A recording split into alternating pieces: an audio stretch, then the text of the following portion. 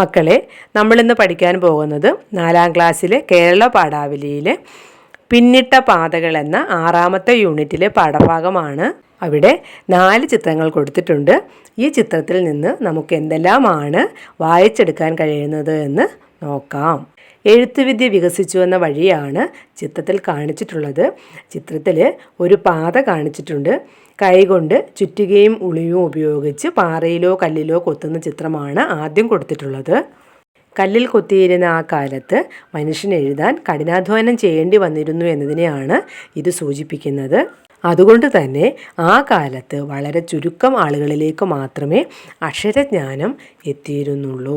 പാത മുന്നോട്ട് പോകുമ്പോൾ അടുത്ത ചിത്രത്തിൽ എന്താ മക്കളെ കാണിച്ചിട്ടുള്ളത്? പനയോലയിൽ നാരായ ഉപയോഗിച്ച് എഴുതുന്നതാണ് അവിടെ കാണിച്ചിട്ടുള്ളത്. കാലം മാറിയപ്പോൾ എഴുത്തിൻ്റെ വഴി കുറച്ചുകൂടി എളുപ്പമായി എന്ന് നമുക്ക് ഈ ചിത്രത്തിൽ നിന്ന് മനസ്സിലാക്കാം. ഇനിയും പാത മുന്നോട്ട് പോയപ്പോഴേക്കും എന്താ അവിടെ കാണിച്ചിട്ടുള്ളത്? പേപ്പറിൽ പേന ഉപയോഗിച്ച് എഴുതുന്നതാണ് അവിടെ കാണിച്ചിട്ടുള്ളത്. കടലാസിൻ്റെ കണ്ടുപിടുത്തം എഴുത്തിൻ്റെ ലോകത്ത് വിപ്ലവകരമായ മാറ്റം കൊണ്ടുവന്നു എന്നതിനെ ഇത് ഓർമ്മിപ്പിക്കുന്നു. പാത പിന്നെയും മുന്നോട്ട് പോകുന്നു. അവസാന ചിത്രത്തിൽ എന്താ മക്കളെ കാണിച്ചിട്ടുള്ളത്? ലാപ്ടോപ്പിൽ ടൈപ്പ് ചെയ്യുന്ന കൈകളാണ് അവിടെ കാണിച്ചിട്ടുള്ളത്. ലാപ്ടോപ്പിൻ്റെ കണ്ടുപിടുത്തം എഴുത്തിൻ്റെ ലോകം വളരെ വിശാലമാക്കി. എഴുതുന്നത് അപ്പോൾ തന്നെ ലോകം മുഴുവൻ എത്തിക്കാൻ കഴിയുന്നതിനെയാണ് ഇത് സൂചിപ്പിക്കുന്നത്. നമ്മൾ പിന്നിട്ട പാതകളാണ് ഇവിടെ കാണിച്ചിട്ടുള്ള ഓരോ ചിത്രങ്ങളും. അടുത്ത പേജ് നോക്കിയേ. അവിടെ ഒരു ചിത്രം കൊടുത്തിട്ടുണ്ട്. പലതരത്തിലുള്ള വേഷം ധരിച്ച കുട്ടികൾ കൈകോർത്ത് പിടിച്ചു നിൽക്കുന്നതാണ് ചിത്രത്തിൽ കാണിച്ചിട്ടുള്ളത്. പിന്നെ കൂടാതെ അവർക്ക് ചുറ്റും പക്ഷികളും മൃഗങ്ങളും ഒക്കെ സന്തോഷത്തോടെ കളിക്കുന്നുണ്ട്. കൂടാതെ മുകളിലായി നമ്മുടെ ദേശീയ പതാകയുടെ നിറങ്ങൾ തെളിഞ്ഞു കാണുന്നുണ്ട്. ഇന്ത്യയിലെ ജനങ്ങളുടെ സമത്വവും സാഹോദര്യവുമാണ് ഈ ചിത്രത്തിൽ നിന്ന് നമുക്ക് മനസ്സിലാക്കാൻ കഴിയുന്നത്. ജാതിയിലും മതത്തിലും നിറത്തിലും വേഷത്തിലുമെല്ലാം ഇന്ത്യയിലെ ജനങ്ങൾ വ്യത്യസ്തരാണെങ്കിലും അവരെല്ലാവരും ഒരൊറ്റ മനസ്സോടെ പരസ്പരം സ്നേഹത്തോടെയും സന്തോഷത്തോടെയും ജീവിക്കുന്നവരാണ്. ഇവിടെ തമിഴ്, കന്നഡ, ഹിന്ദി എന്നീ ഭാഷകളിൽ 3 കവിതകൾ കൊടുത്തിട്ടുണ്ട്. തമിഴിലെ നോക്കിയേ. ഇന്ത്യ എനതു നാടു, എനതു സ്വന്ത നാടു, ഇന്ത്യ എനതു ഉയിരിനും ഉയിരാന നാടു, ഉയിരാന നാടു. ഈ കവിതയുടെ മലയാള അർത്ഥം എന്താണ് മക്കളെ? ഇന്ത്യ എൻ്റെ രാജ്യം, എൻ്റെ സ്വന്തം രാജ്യം, ഇന്ത്യ എൻ്റെ ജീവനേക്കാൾ ജീവനായ രാജ്യം, ജീവനായ രാജ്യം. ഇത് തന്നെയാണ് കന്നഡയിലും ഹിന്ദിയിലും കൊടുത്തിട്ടുള്ള കവിതയുടെ അർത്ഥവും. കന്നഡയിൽ എങ്ങനെയാണ് പറയുന്നത് നോക്കിയേ. ഭാരത നന്ന ദേശ, നന്ന സ്വന്ത ദേശ, ഭാരത നന്ന ജീവവാദ ദേശ, ജീവവാദ ദേശ. ഇനി ഹിന്ദി നോക്കിയേ. ഭാരത് മേരാ ദേശ്, മേരാ അപ്നാ ദേശ്, ഭാരത് മേരെ ജാൻ സേ ഭി പ്യാരാ അപ്നാ ദേശ്, പ്യാരാ അപ്നാ ദേശ്. കുട്ടികൾ കൈകോർത്ത് നിൽക്കുന്ന ആ ചിത്രം നമ്മുടെ സാഹോദര്യത്തിൻ്റെ ഏറ്റവും മനോഹരമായ ഒരു കാഴ്ചയാണ്. താഴെ തന്നിട്ടുള്ള ചോദ്യം നോക്കിയേ. ഭാഷയുടെ കാര്യത്തിലുള്ള വൈവിധ്യം കണ്ടല്ലോ. ചിത്രത്തിലെ കുട്ടികളുടെ വേഷത്തെക്കുറിച്ച് എന്ത് മനസ്സിലാക്കാൻ കഴിയും? ഭാഷയുടെ കാര്യത്തിൽ മാത്രമല്ല, വേഷത്തിൻ്റെ കാര്യത്തിലും ഇന്ത്യക്കാർ വ്യത്യസ്തരാണ്.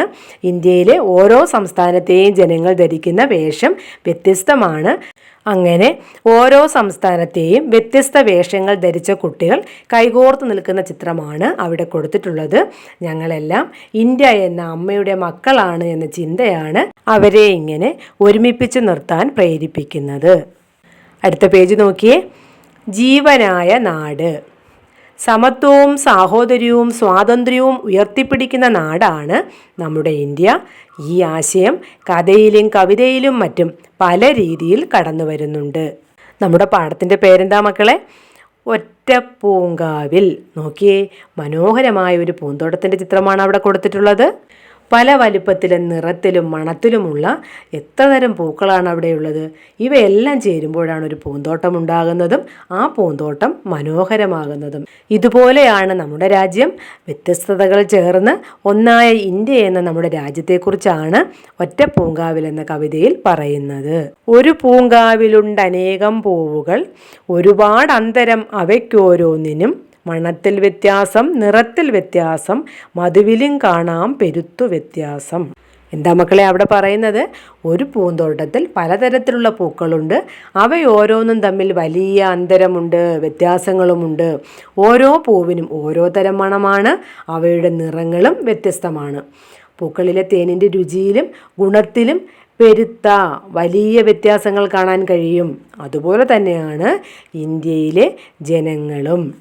അവർ പല ഭാഷകൾ സംസാരിക്കുന്നവരും പല വേഷം ധരിക്കുന്നവരും പല നിറമുള്ളവരുമായിരിക്കാം. എന്നാൽ ഈ വ്യത്യാസങ്ങളെല്ലാം നിലനിൽക്കുമ്പോഴും നമ്മളൊരു പൂന്തോട്ടത്തിലെ പൂക്കളെ പോലെ ഒത്തൊരുമയോടെ കഴിയണമെന്ന വലിയ സന്ദേശമാണ് കവി ഇവിടെ നൽകുന്നത്. ഇവയെല്ലാം ഉണ്ടെന്നിരുന്നാലും നാട്ടിൽ ഇവയ്ക്കു മൊത്തത്തിൽ ഒരൊറ്റ പേർ പുഷ്പം, ഇതേ വിധം തന്നെ കഴിയുന്നു നമ്മൾ, ഇവിടെ നമ്മൾക്കും ഒരു പേർ മാനവർ. എന്താ മക്കളെ ഇവിടെ പറയുന്നത്? മുകളിലത്തെ വരിയിൽ പറഞ്ഞിട്ടുള്ളതുപോലെ പൂക്കൾക്ക് നിറത്തിലും മണത്തിലും രൂപത്തിലും മധുവിലും ഒക്കെ വ്യത്യാസമുണ്ടെങ്കിലും അവയെല്ലാം ചേർത്ത് നാം വിളിക്കുന്നത് പുഷ്പം അല്ലെങ്കിൽ പൂവ് എന്ന ഒരൊറ്റ പേരാണ്. അതുപോലെ തന്നെയാണ് മനുഷ്യരുടെ കാര്യവും. നമ്മൾ ജാതിയിലോ മതത്തിലോ വേഷത്തിലോ ഭാഷയിലോ ദേശത്തിലോ ഒക്കെ വ്യത്യസ്തമായിരിക്കാം. എന്നാൽ ആത്യന്തികമായി നാം എല്ലാവരും മനുഷ്യർ എന്ന ഒരൊറ്റ പേരിൽ അറിയപ്പെടുന്നവരാണ്. അടുത്ത പേജ് നോക്കി.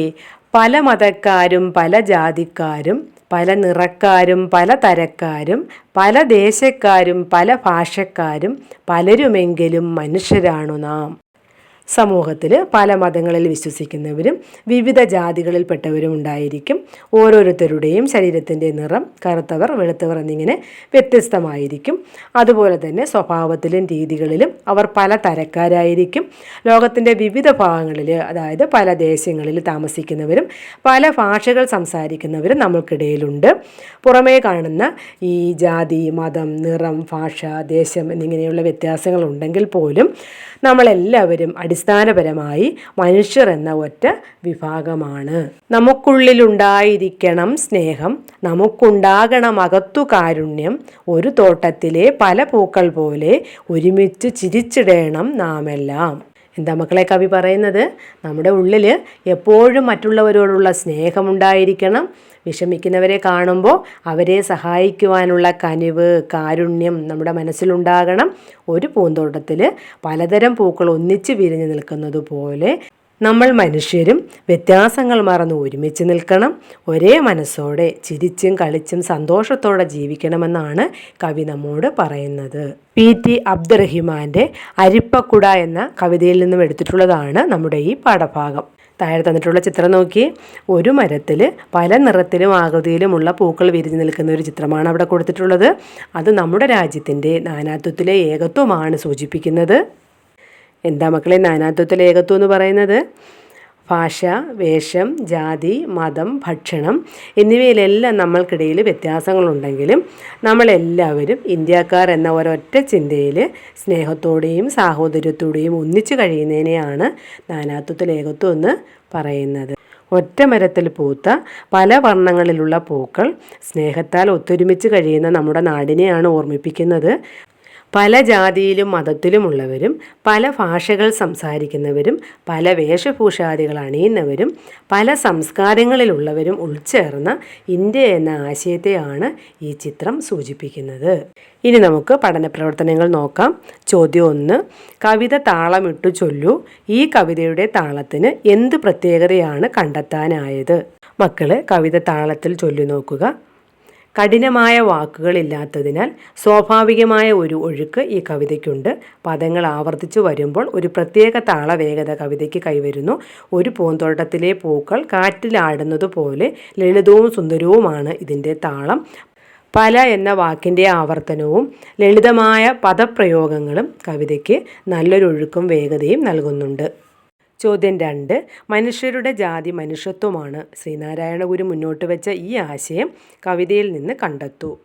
പല മതക്കാരും പല ജാതിക്കാരും പല നിറക്കാരും പല തരക്കാരും പല ദേശക്കാരും പല ഭാഷക്കാരും പലരുമെങ്കിലും മനുഷ്യരാണു നാം എന്ന വരികളിൽ ശ്രീനാരായണ ഗുരു മുന്നോട്ട് വെച്ച ആശയമാണുള്ളത്.